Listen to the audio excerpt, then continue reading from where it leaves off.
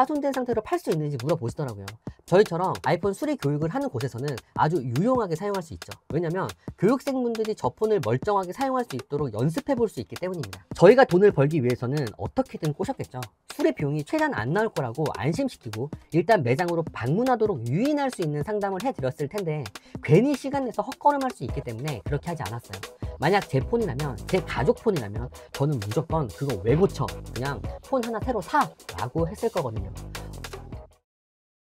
저는 파손되거나 고장난 아이폰을 수리해서 돈을 버는 직업이기 때문에 제가 돈을 벌기 위해서는 어떻게든 손님이 우리 매장으로 올 수밖에 없는 그런 상담을 해드려야 합니다. 예를 들어 볼게요. 요즘 기승을 부리고 있는 말 많고 탈 많은 유상 옵션 업체들을 보겠습니다. 액정 교체를 하면서 발열 해소를 위한 실내 먼지 제거, 침수 데미지를 최소화하기 위한 방수 실링 작업, 그리고 눈 피로를 덜어주기 위한 트루톤 복사는 무조건 무료로 해드려야 된다고 생각해요. 그런데 손님을 우리 매장으로 유인하기 위해서 액정 교체 비용을 최대한 저렴하게 제시하고 손님이 매장에 오면 그제서야 발열 해소를 위한 먼지 제거, 방수 실링 작업, 트루톤 복사를 할 건지 물어보고 유상 옵션이라고 하면서 추가 비용을 받는 업체들이 있더라고요. 손님들도 저희 매장에 오셔서 이런 곳이 있다면서 알려주시더라고요. 전화로 안내받은 비용만 봤을 때 액정 교체 비용이 저렴하니까 손님들이 낚일 수밖에 없겠죠. 저는 2016년부터 지금까지 단 한 번도 저희 수리점 이익을 위해서 상담해 드린 적이 없습니다. 전화로 안내해 드린 비용과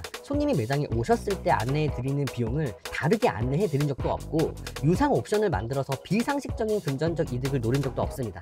저희는 10년 전에도 지금도 앞으로도 손님 입장에서 가장 합리적인 선택을 할 수 있도록 늘 손님 입장에서 도움되는 상담만 해드리겠습니다. 이건 제 양심을 걸고 말씀드릴 수 있어요. 작은 구멍가게 같은 수리점이지만 그래도 사업은 무조건 신뢰가 기본 바탕이 돼야 된다고 생각하거든요.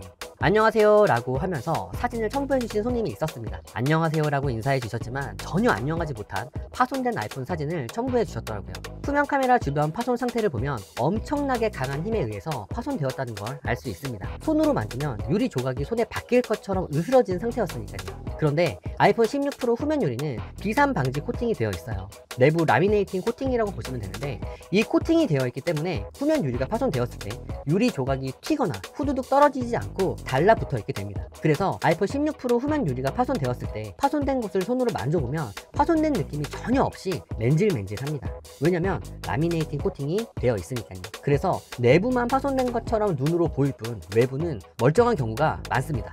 그래서 파손이 아무리 심하더라도 이렇게 깨끗하게 깨지는 게 일반적인데 사진이 흐리지만 여기 후면 카메라 부분을 보시면 코팅층까지 완전히 파손된 모습이 보이더라고요. 아파트 고층에서 떨어뜨렸거나 차가 밟은 것 같은 느낌이 들어서 프레임이 멀쩡한지 그리고 파손 사유가 어떻게 되는지 여쭤봤는데 역시나 차가 밟고 지나갔다고 하시더라고요. 후면 파손뿐만 아니라 페이스 아이디 인식도 안 된다고 말씀해 주셨습니다. 아이폰 16 프로 액정 소재는 내구성이 좋은 세라믹 실드 소재가 사용되었는데 아무리 내구성이 좋은 세라믹 실드 소재라고 하더라도 차가 밟고 지나갔기 때문에 액정이 깨지거나 패널이 손상될 수도 있습니다. 그래서 액정이 괜찮은지 다시 되물었어요.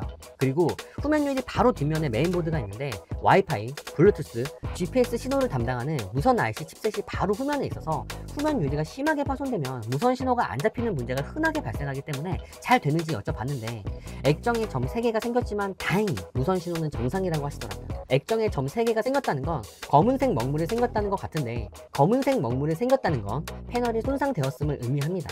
이 검은색 스팟 크기는 처음엔 비비탄 총알만큼 작을 수 있는데 그 범위가 점점 확대될 수 있습니다. 차가 밟고 지나갔을 때 보통 5가지 문제가 많이 발생하는데 액정 파손, 배터리 보호회로 손상, 프레임 휘어짐, 무선 신호 불량, 무선 충전이 안 되는 증상, 그리고 부가적으로 전면 카메라, 페이스 아이디, 후면 카메라 고장 문제까지 나타날 수 있습니다. 그러니까 차가 밟고 지나가면 총체적인 문제가 발생하기 때문에 중고폰을 새로 구입하는 것보다 더 많은 수리 비용이 발생할 수 있는데 무선 충전은 된다고 하시더라고요. 자, 그러면 액정 패널이 손상되었지만 손상 범위가 크지 않은 것 같고 배터리 발열은 확인되지 않고 프레임 휘어짐이 없으면 무선 신호와 무선 충전이 잘 되기 때문에 후면 유리만 수리하면 될 것 같아서 아이폰 16 프로 후면 수리 비용을 안내해 드렸는데 총 수리 비용을 알려달라고 하시더라고요. 처음에 사진상 파손, 그러니까 후면이 파손되었고 페이스 아이디 인식이 안 된다고 말씀해 주셨기 때문에 후면 수리 비용뿐만 아니라 페이스 아이디 수리 비용까지 안내해 달라는 말씀입니다. 그래서 이렇게 안내해 드렸어요. 페이스 아이디 수리를 하려면 액정을 열어야 한다. 그런데 지금 패널이 손상되어 있죠. 패널이 손상된 아이폰 액정을 여는 과정에서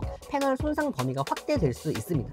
액정을 열기 전에는 아주 작은 블랙 스팟 3개가 있었는데 페이스 아이디 수리를 하기 위해서 액정을 열 때 열 처리를 하면서 아무리 조심스럽게 오픈하더라도 패널이 추가로 손상될 수 있어요. 물론 추가적인 손상 없이 열리는 경우도 있지만 이건 복불복이기 때문에 페이스 아이디 기능을 꼭 사용해야 되는 게 아니라면 후면 수리만 하는 게 좋을 것 같다는 의견을 드렸는데 나머지 수리 비용이 궁금하실 수 있기 때문에 전체 비용을 안내해 드릴까요? 라고 하면서 여쭤봤더니 두 가지 모두 안내해 달라고 말씀하시길래 모든 비용을 안내해 드렸습니다. 그런데 후면 카메라 수리 비용도 포함이냐고 물어보시더라고요.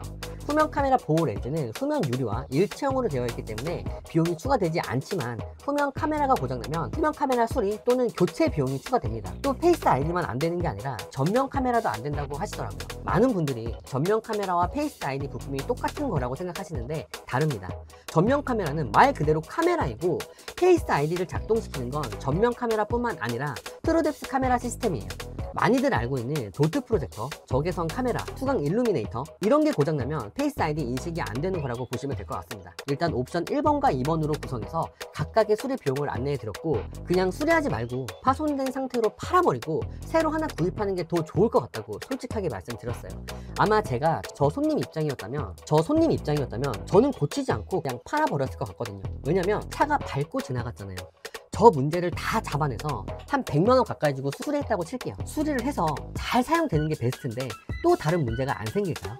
안 생기면 다행인데 배터리, 충전이 안 되는 문제, CPU나 기저대 문제까지 나타날 수 있습니다. 그러니까 비싼 수리 비용을 결제하고 또 문제가 생긴다면 유상 리퍼를 받는 것만 못하기 때문에 이럴 때는 수리하라고 권장드리지 않습니다. 그랬더니 파손된 상태로 팔 수 있는지 물어보시더라고요.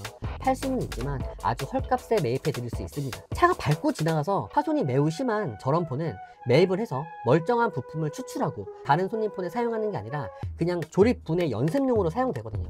저희처럼 아이폰 수리 교육을 하는 곳에서는 아주 유용하게 사용할 수 있죠. 왜냐면 교육생분들이 저 폰을 멀쩡하게 사용할 수 있도록 연습해 볼 수 있기 때문입니다. 우선 늦은 시간인데 답변해줘서 고맙고 고민해보고 연락 주시겠다고 말씀해 주셨습니다. 저희가 돈을 벌기 위해서는 어떻게든 꼬셨겠죠.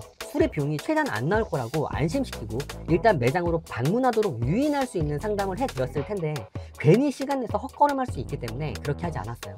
만약 제 폰이라면, 제 가족 폰이라면 저는 무조건 그거 왜 고쳐? 그냥 폰 하나 새로 사! 라고 했을 거거든요. 언제든지 부천 수리마블로 아이폰, 애플워치, 아이패드, 맥북 수리가 필요할 때 상담 신청해 주시면 최소한 눈탱이 맞을 일은 없을 거라고 약속드립니다. 어떤 상담이든 항상 친절하게 안내해 드리고 손님들이 이해하기 쉽게 풀어서 설명해 드리겠습니다. 늘 친절하려고 노력하고 최소한의 마진으로 많은 손님들이 방문하고 싶어지는 그런 매장으로 운영하겠습니다. 오늘도 부천에서 치열하게 살아가고 있는 40살 아저씨의 부천 창업기 영상 시청해 주셔서 고마워요.